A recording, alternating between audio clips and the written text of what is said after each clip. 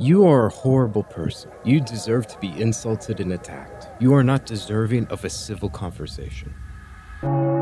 This always confused me because I love debates. I love listening to debates online, whether that be from left-wing people or right-wing people, or simply when I watch left-wing commentators. And when I hear somebody say this, it always puzzled me. Why would you say this? You're a horrible, evil person, you don't deserve common respect or courtesy, and I'm not going to entertain a conversation with you. You're not going to convince anybody when you're accusing them of something that they don't believe, and that is obviously untrue, and you're just calling them evil, and you're attacking them, you're just insulting them. What do you hope to gain from this? And I thought about this for weeks on end. It bugged me to no end, but I figured it out. And unfortunately, I came to a very grim conclusion. You see, those statements, you're not worthy of respect or courtesy, we cannot have a civil conversation, none of that is designed to persuade you. It's designed to radicalize the people who already agree with him. If you had two commentators and they're discussing and they're talking things out, and one of them says that to the other, their goal is no longer to talk things out with you. Their goal is to simply radicalize, polarize, and isolate their own audience. Go. Stop talking. losing. I'm just Shut trying up. to argue in good faith with you. You're not arguing in good faith at all. You're over here insulting women, saying they're useless and weak, and then saying the difference of 5 pounds When is did gonna I make it say so a they're woman useless and can't be weak? in the fucking military.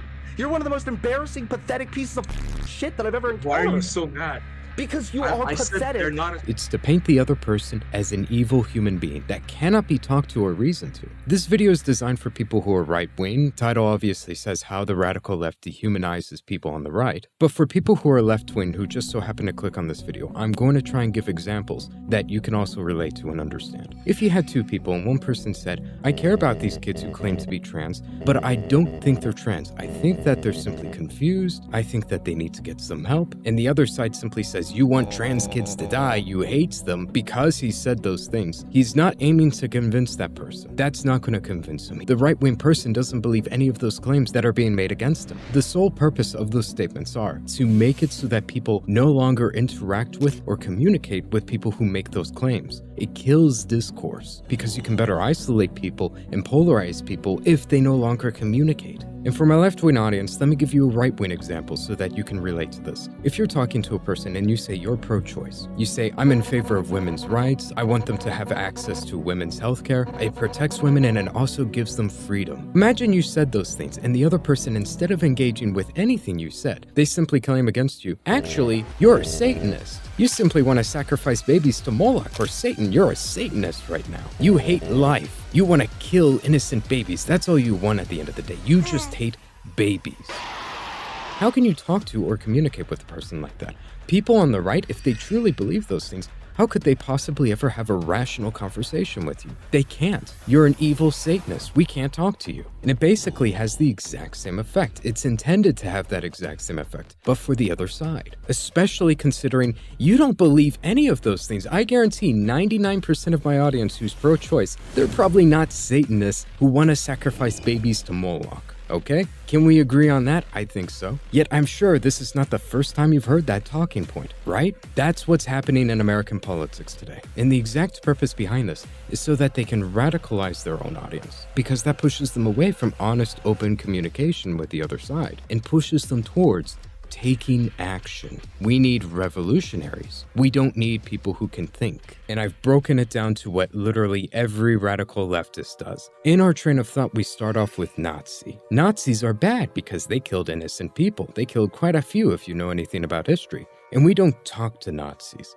Instead, we should make them feel uncomfortable. In fact, good people will do bad things to Nazis. We're supposed to punch Nazis. But you know what Nazis are also? They're fascists. Nazis are fascists, but what is fascism, you may ask? Well, we're not really going to specify that. We're going to leave it nice and vague because we're simply going to talk about what fascism means to me. And what fascism means to me is simply whatever I disagree with that infringes on my freedoms and rights. If you disagree with women's rights to abort children, you're a fascist. If you disagree with trans rights to mutilate themselves, you're a fascist. That's how their train of thought goes. And who exactly is fascist again? Literally everybody who voted for Trump. Half of the American population. That is fascist. But wait, If you're fascist, that means you're a Nazi. And if you're a Nazi, it's good if bad things happen to you. You see what I'm getting at? These are the mental gymnastics they go through in order to justify violence against you. These people literally have more sympathy for child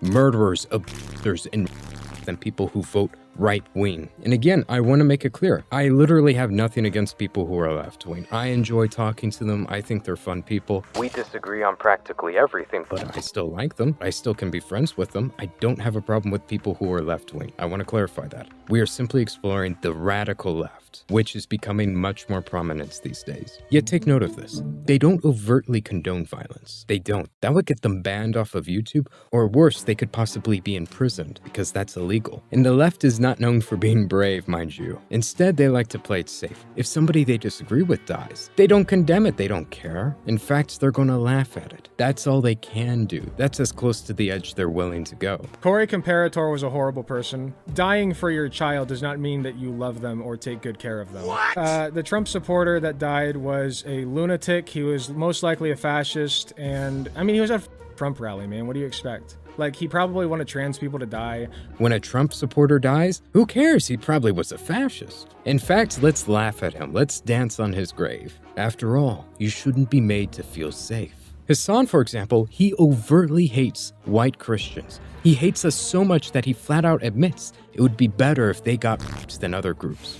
Henry College is like doing one good thing, which is that like if you have these millionaire, billionaire, WASP fail sons, at least taking them out of other colleges so they can only do date to other billionaire, millionaire failed daughters is like, in some respects, a little bit better. So let's recap. It's not only better for us to be they also don't care when we die, and they also get pleasure out of it. They'll laugh on your grave because you deserve it. After all, you have an evil ideology, and there's no possible way that you could believe those things and not be evil, deserving of death. Do you still not believe me when I say those things? You're going to. Not only do they laugh when we die, but Hassan openly admits that people should landlords. Well, my understanding is that the property owners who have properties there choose just not to rent it at all. Yeah, kill those motherfuckers in a video game. Sorry. Holy shit. Murder those motherfuckers in the street. Let the streets soak in their fucking red capitalist bloods, dude.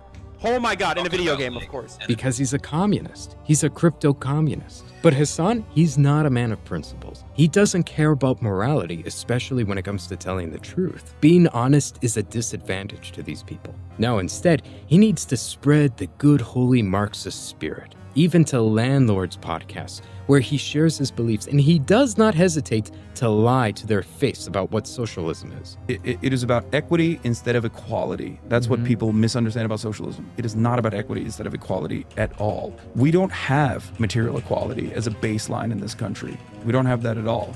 I'm advocating for a baseline of material equality, and I'm advocating for better worker protections, better worker rights, and less alienation. That's all a lie. That's a fucking lie.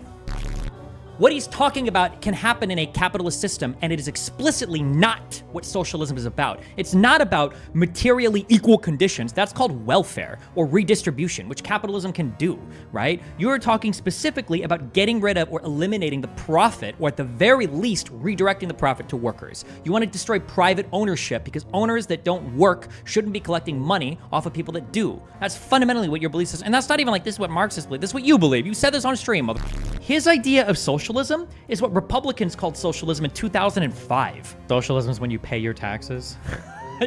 Socialism is just when government does more stuff. Not at all when we execute you. Keep in mind, this guy's channel is literally dedicated to teaching people how to become landlords and to become millionaires. He actively teaches people to become the things Hassan hates and advocates for the death of those people. Yet he's perfectly fine sitting down having a cup of coffee with these people, as long as it means getting the good message out there. Because again, these aren't men of principles. You call it selling out your principles. I call it fucking winning. And that's my principle, to win as a socialist, not to lose as a socialist. That's not my principle. I don't give a about principled failure. Principled failure is worth dog shit. These people don't care about truth. They want power. They only care about winning, in their own words. And being a man of principles means you gotta tell the truth at least, right? But that only holds you back because these people, they're not honest with you about what they believe. You have to advocate for a much lighter form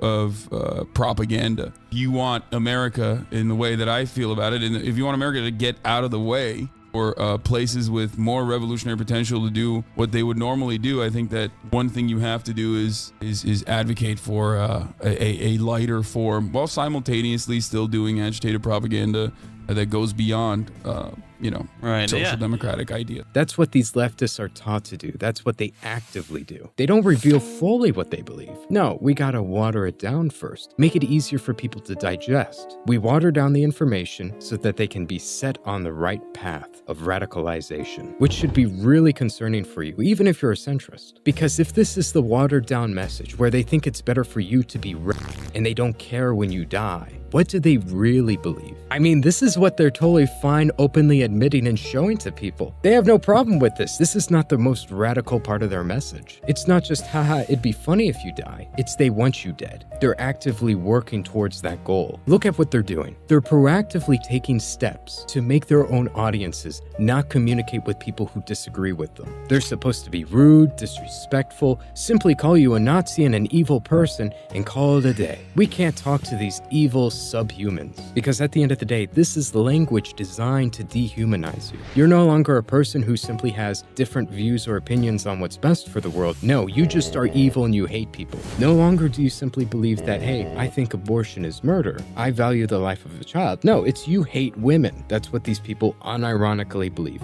If you think that transitioning children is wrong, you want trans kids to die. If you're against welfare and you think that's wasteful spending and there are better ways to help the homeless, no, you just hate the homeless and you want them to suffer. That is what these radical leftists unironically believe about the right.